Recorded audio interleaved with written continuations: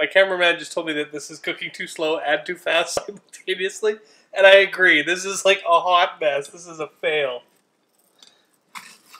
Nope. Nope. Okay, back to the drawing board. This is clearly wrong. We're gonna try to figure this out. Welcome to Always Be Cooking.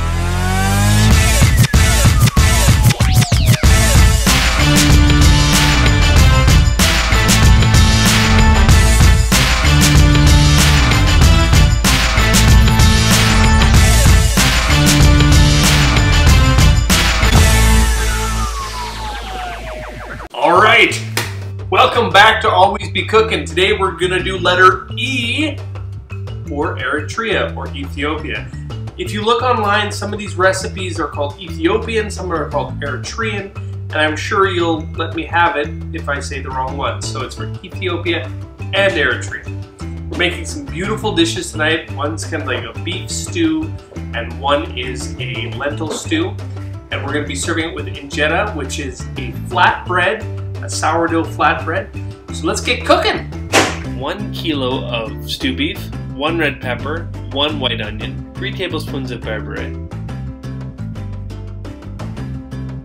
salt and pepper, half a bulb of garlic, a 1-inch knob of ginger, and 4 tomatoes, and beef stock. Next I put salt and pepper on the beef, and then we're going to put it in a hot, heavy bottom frying pan and just brown it to get those nice Maillard reactions. After, put in your onions and red peppers and scrape the bottom to get all that lovely fond off the bottom. Add your spices, your garlic, your ginger, tomatoes, and your meat again, and some stock. Then just put it on to boil, then take it down to a simmer and leave it there for about an hour. For the next stew, dice 2 onions and 4 tomatoes, also garlic and ginger, and about 1.5 cups of red lentils, salt, pepper, cumin, cardamom, and berbere, and throw it all together in a pot, little by little basically. We want to, of course, sweat the onions, and then put in the tomatoes to soak it all up and get the fond off the bottom. Throw in our spices and our aromatics.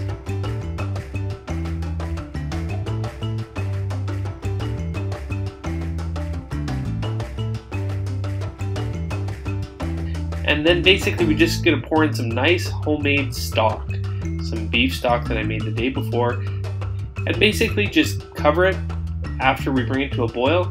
Let it simmer for about 1 hour, then take the lid off and let it simmer for about ½ an hour uncovered so it cooks down.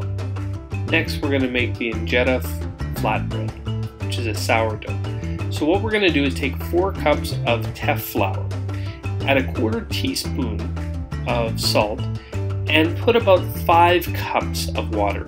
Put it into a covered container and let it sit for 4 days. So after the injera has fermented for 4 days, what we're going to do is we're going to pour out the top water. See, as you can see, it kind of separated. There's the injera on the bottom, the batter, and then there's this liquid on the top. And by that, pouring off that liquid, if there's any kind of mold or anything like that, that's going to come off. Going to pour it out, make sure that we don't get any of the batter, like that. Now we're going to mix it up, and then we're just going to add water until we get to the right consistency. Now this should be thinner than pancake dough, or pancake batter, but thicker than crepe. So as you can notice now, it's still a little thick, right? Because we're going to want to pour this. This is kind of like pancake batter here. So let's add a little bit of water, try to get to the right consistency. Alright, let's try it out here. Let's add a little bit. And that looks good right there.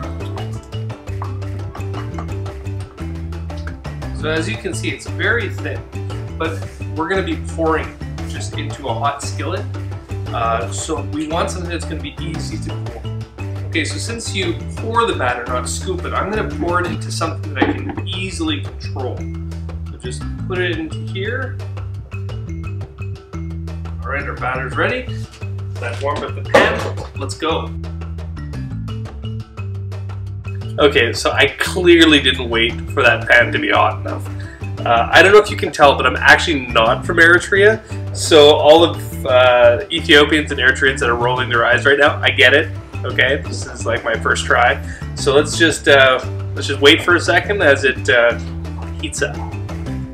This is like a hot mess. This is a fail. Nope.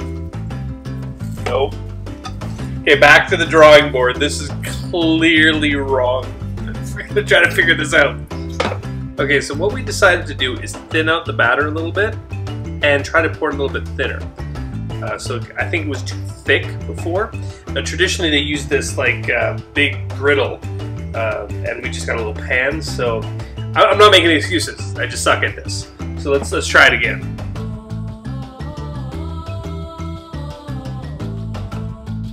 Okay, so here's the deal.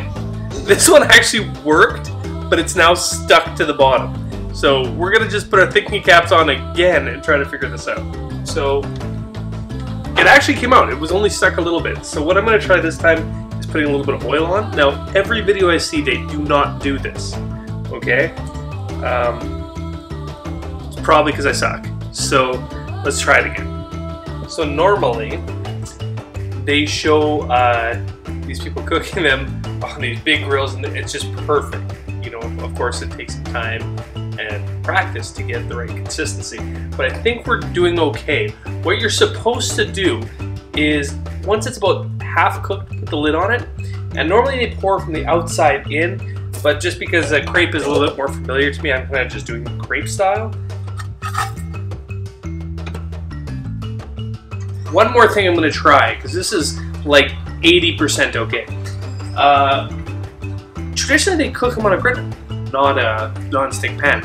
So what I'm going to do is I'm going to switch to cast iron. Maybe it's going to be 100 times worse, maybe it's going to be better. Let's check it out.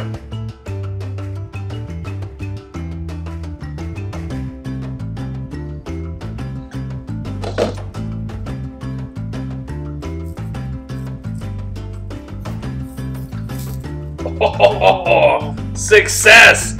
100% cast iron skillet. A well-seasoned cast iron pan is better than any non-stick.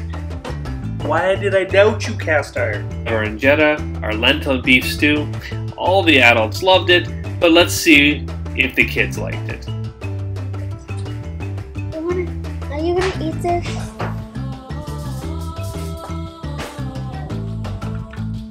Nope. We're giving this 0 out of 5 rubber duckies. They didn't even try it. The adults loved it. It was great. But hey, if you're trying to feed kids, maybe not a kid-friendly meal. Thanks for watching. Remember to like and subscribe. Smash that like button if you love it. And remember to put the notification bell on. It'll send you an email and remind you every time our videos come out. Now join us next week, because next week we're going to be doing the letter F. And F is for France. We are going to be doing some delicious soup, some French onion soup. It's going to be great. Don't miss it.